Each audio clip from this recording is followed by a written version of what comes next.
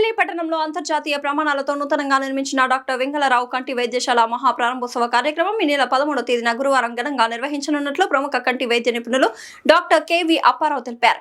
Bobbili railway station సమీపంలో ఏర్పాటు చేసిన ఈ అత్యాధునిక కంటి ఆసుపత్రి ప్రారంభోత్సవ కార్యక్రమానికి రాష్ట్ర స్థాయి ప్రముఖులు ముఖ్య అతిథులుగా హాజరు కానున్నట్లు డాక్టర్ అప్పారావు మంగళవారం నిర్వహించిన విలేకరుల సమావేశంలో వెల్లడించారు. ఈ కార్యక్రమానికి ఆంధ్రప్రదేశ్ శాసనసభ స్పీకర్ చింతకాయల అయ్యన్న పాత్రుడు, రాష్ట్ర వైద్య ఆరోగ్య శాఖ మంత్రి సత్యకుమార్ యాదవ్, సూక్ష్మ చిన్న మధ్య తరహా పరిశ్రమల శాఖ మంత్రి కొండపల్లి శ్రీనివాస్, బొబ్బిలి ఎమ్మెల్యే బేబీ నయన ముఖ్య అతిథులుగా హాజరై ఆసుపత్రిని ప్రారంభించనున్నట్లు తెలిపారు. పద్మశ్రీ డాక్టర్ టిపి దాస్ కు ప్రతిష్టాత్మక పురస్కారం. ఉత్తరాంధ్రలోని తొలిసారిగా 13 రకాల అత్యాధునిక పరికరాలు. ఈ ఆసుపత్రి ప్రత్యేకతలను వివరిస్తూ డాక్టర్ అప్పారావు మాట్లాడుతూ ఉత్తరాంధ్ర ప్రాంతంలోని తొలిసారిగా ఒకే ఆసుపత్రిలో 13 రకాల అంతర్జాతీయ స్థాయి అత్యాధునిక కంటి పరీక్ష పరికరాలను అందుబాటులోకి తీసుకువచ్చినట్లు తెలిపారు. మనకి ఇనాగ్రేషన్ జరుగుతుంది. దీనికి మనకి చీఫ్ గెస్ట్గా మన అయ్యన్న పాత్రుడు గారు వస్తున్నారు, స్పీకర్ గారు. అలాగే inauguration of the hospital by our honourable minister for health Shri Satyakumar Yadav garu. తర్వాత ఏమో మన జిల్లా మంత్రి కొండపల్లి శ్రీనివాసరావు గారు. తర్వాత మన ఎమ్మెల్యే గారు ఆర్వీఎస్కే రంగారావు గారు, ఎంపీ గారు కలిసేటి అప్పలనాయుడు గారు, తర్వాత కేవీపీ రామచంద్రరావు గారు, కామినేని శ్రీనివాసరావు గారు, సుజయకృష్ణ రంగారావు గారు, తెండు లక్ష్మీనాయుడు గారు. ఇలాగా మనకి ఇంపార్టెంట్ పీపుల్ అందరూ కూడా పొలిటీషియన్స్ మనకి వస్తున్నారు. వాళ్ళందరూ కూడా గౌరవ అతిథులు, పెద్దలు. తర్వాత డాక్టర్స్లోంచి Padmashri TP Das and Padmashri doctor AGK Gokhale వీళ్ళిద్దరూ కూడా వస్తున్నారు. డాక్టర్ ఉమాంగ్ మాధూర్ అని చెప్పి ఢిల్లీలో షాఫ్ ఐ హాస్పిటల్ అని ఉంది, అది కార్నియాలో ఆయన ఇంటర్నేషనల్ ఫేమ్. అలాగే మనకి టిపి దాస్ వచ్చేసి ఆయన international fame in retina. So వీళ్ళందరూ కూడా international doctors. Doctor Gopalakrishna Gokhale గారి గురించి మీ అందరికీ తెలుసు. ఆయన హార్ట్ ఏ శ్రీనివాస్ అండ్ వై సుజాత వీళ్ళిద్దరూ కూడా మా నాన్నగారు స్టూడెంట్సే. వాళ్ళు కూడా దీనికి they are gracing the occasion. So this hospital చాలా అద్భుతమైన పేరు ఉంది ఆయనకి. అలాగే నేషనల్ ఫేమ్ కూడా ఉంది. అలాగే మనకి మన డాక్టర్ సుబ్రహ్మణ్యం గారు అని నాన్నగారు స్టూడెంట్, ఆయన కూడా retired professor and head of the department Sarvendra hospital సూపరింటెండెంట్గా చేసిన ఆయన. మాధవ్ శ్రీనివాస్ గారని ఆయన కూడా, లక్ష్మణరావు గారని మోల్టెక్ గ్రూప్ ఆఫ్ కంపెనీస్కి చైర్మన్ అండ్ మేనేజింగ్ డైరెక్టర్. తర్వాత ఇమానేని ఈశ్వరరావు గారని one of the greatest auditors the country has, ఆయన వస్తున్నారు. CH Vasuprakash garu Sriprakash group of schools. And Ungatla Satyarao garu మన జడ్జి గారు, మన ప్రాంతం మన బొబ్బిలి వారు, రిటైర్డ్ డిస్ట్రిక్ట్ జడ్జి ఆయన. తర్వాత డాక్టర్ జి శాంతారాం గారని మన డిఎంఈగా చేసి రిటైర్ అయ్యారు, general surgeon Vizag, chairman and managing director. Star Pinnacle అనేవాళ్ళు పూర్వం, ఇప్పుడు పినాకిల్ హాస్పిటల్. అలాగే doctor Tirumala Prasad from Vizianagaram and doctor Rajendra from Rajam, వీళ్ళిద్దరూ జనరల్ సర్జన్స్. అలాగే రామకోటేశ్వరారు పెథాలజిస్టు, డాక్టర్ జె సీతారామారావు గారు మా బావగారు ఆఫ్థల్మాలజిస్ట్ ఆయన. డాక్టర్ రామ్మోహన్ రావు గారు పార్వతీపురం. అలాగే GV Prasad, dream of my father, మా నాన్నగారి యొక్క ఆయన రూపకల్పన, ఆయన బ్రెయిన్ చైల్డ్. ఇది 1993లో బొబ్బిలి ఐ హాస్పిటల్ స్టార్ట్ చేసినప్పుడు ఇది ప్రాథమిక స్టేజ్ కింద అని చెప్పి అనుకొని కొన్నాళ్ళైన తర్వాత ఆ లెవెల్లోకి వెళ్దాం అనుకున్నాం.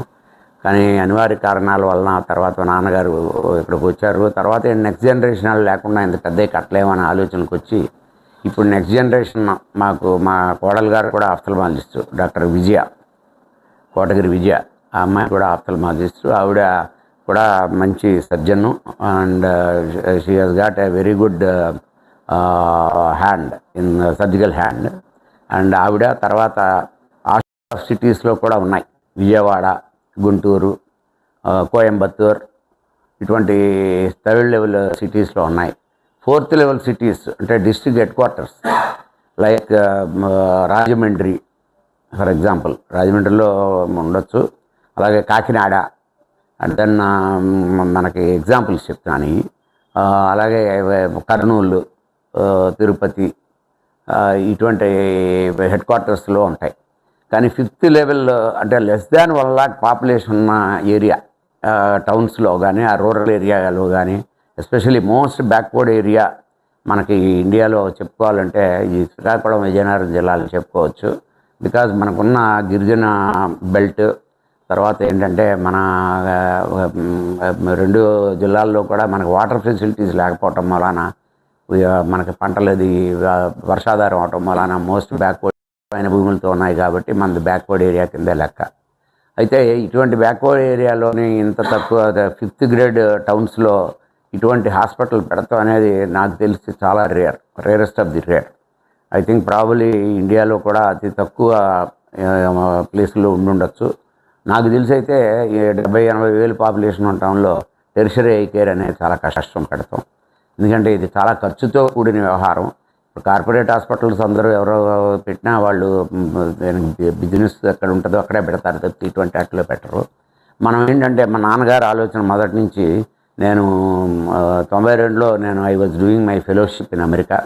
అప్పుడు నేను అక్కడ ఉండిపోతాను, ఇక్కడ నేను ఫెలోషిప్ అది రెసిడెన్సీ అది చేసుకొని ఫెలోషిప్ చేసుకొని అప్పుడు వస్తాను అని చెప్పి అన్నాను. అంటే దానికి నాన్నగారు ఒప్పుకోలేదు. ఆయన unless you come back I don't see your face అని చెప్పి అన్నారు. అందుకని నేను 93లో వచ్చేసి ఇక్కడ అందరికీ తెలుసు నేషనల్ టాపర్గా వచ్చి రెటీనా MCH చేస్తున్నాడు. ఆయన అది MCH అయిపోయిన తర్వాత he will join our hospital. I think probably in 2030 or so, 2029 చివరిలోనూ. ఇప్పుడు 3 ఏళ్ళ కోర్స్ అది. సో అయిపోయిన తర్వాత 2029 జూలై ఆగస్టులోనే ఎప్పుడో వస్తారు ఆయన కూడా జాయిన్ అవుతారు. సో దెన్ అప్పుడు ఫుల్ ఫ్లెడ్జ్డ్గా వస్తుంది. ఈ లోపల కూడా రెటీనా కన్సల్టెంట్స్ని తీసుకుంటున్నాం మనం. తర్వాత అలాగే కార్నియల్ కన్సల్టెంట్స్ని కూడా తీసుకుంటున్నాం. ఈ హాస్పిటల్లో ఏంటంటే this is a tertiary eye hospital.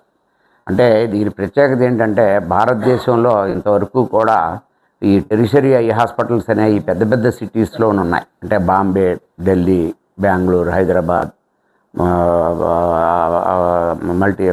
మన మెడ్రాస్, ఇలాంటి కలకట్టా ఇటువంటి సిటీస్లోని. తర్వాత second level of cities like Poona, Visakhapatnam, Bhopal and then Ahmedabad. Every problem of ophthalmology. And మన ఏరియా నుంచి ఇక ఏ పేషెంటు కూడా ఐ పేషెంట్ వేరే చోటకి వెళ్ళాల్సిన అవసరం లేకుండా తీర్చిదిద్దే కార్యక్రమంలో ఉన్నాం. అది మనకి మొత్తం మీద మనకు 3-4 ఏళ్లలో దానికి చేరుకుంటాం. ఆ తర్వాత అనతి కాలంలోనే దీన్ని ఇంకా డెవలప్ చేసి మన ఏరియాలో ఉన్న వాళ్ళకి దీని మీద, ఎందుకంటే ఆర్థికపరమైన ఒత్తిడి లేకపోవటం వలన పేద ప్రజలకి, ఇక్కడ ఉన్న పేద ప్రజలందరికీ కూడా ఎఫోర్డబుల్ కాస్ట్కే మనం ఇది ఇవ్వగలటానికే నేను అది ప్లాన్ చేసాం. అది మా నాన్నగారి డ్రీమ్. ఎందుకంటే మన ఏరియాలో చాలామంది ఇలా అంధత్వంలో ఉన్నారు, మనం అక్కడే పెట్టాలరా, ఇంకెక్కడికి వెళ్ళకూడదు, నువ్వు అమెరికా కానీ విజయవాడలో మా నాన్నగారికి అద్భుతమైన ప్రాక్టీస్ ఉండేది. నువ్వు ఇక్కడ కూడా వద్దు, నువ్వు మన ఏరియానే వెళ్ళాలి. మన ఏరియాకి నేను సేవ చేయలేకపోయాను, మన ఏరియా ప్రజలు పాపం మిజరబుల్ స్టేట్లో ఉన్నారు అని చెప్పి ఆయన అప్పుడు ఆ రోజునే 93లో పంపించారు. మరి ఆయన పంపించిన తర్వాత ఆయన ఎప్పుడూ కూడా నాతో, ఆయన చనిపోవటానికి ముందు 10 సంవత్సరాల నుంచి కూడా ఈ హాస్పిటల్ ఇంకా డెవలప్ చేయాలి, నువ్వు దీన్ని నెగ్లెక్ట్ చేస్తున్నావు అని అనేవారు. నెక్స్ట్ జనరేషన్ ఆఫ్ పీపుల్ లేరు కాబట్టి అందించగలిగాం. 2003లో నాన్నగారు కూడా నాతో పాటు ఇక్కడ జాయిన్ అయ్యారు. ఆయన 17-18 ఏళ్ళ పాటు నాతో ఉన్నారు. 2020లో ఆయన పరంపదించారు. ఆ తర్వాత నుంచి నేను ఒక్కడే ఉన్నాను. ఇప్పుడు నెక్స్ట్ జనరేషన్ వాళ్ళు వస్తున్నారు కాబట్టి వాళ్ళకి కూడా అనుగుణంగా వాళ్ళు మంచి ఉన్నత స్థాయిలో ఉన్న నేత్ర వైద్యులుగా రూపుదిద్దుకుంటున్నారు. కాబట్టి ముందుగానే మనం వాళ్ళకు ప్లాట్ఫామ్ క్రియేట్ చేయాలని ఇటువంటి హాస్పిటల్ని ఎక్కువ ఖర్చు అయినా సరే పెడుతున్నాం. దీనికి ఏంటంటే ముఖ్యంగా ఎఫోర్డబుల్ కాస్ట్లో మనం ప్రజలకు ఇవ్వాలి అంటే మనం బ్యాంకు లోన్లు తీసుకొని అవి చేస్తే కనుక చాలా కష్టం. ఎందుకంటే ఈఎంఐలు అనేవి ఉంటాయి.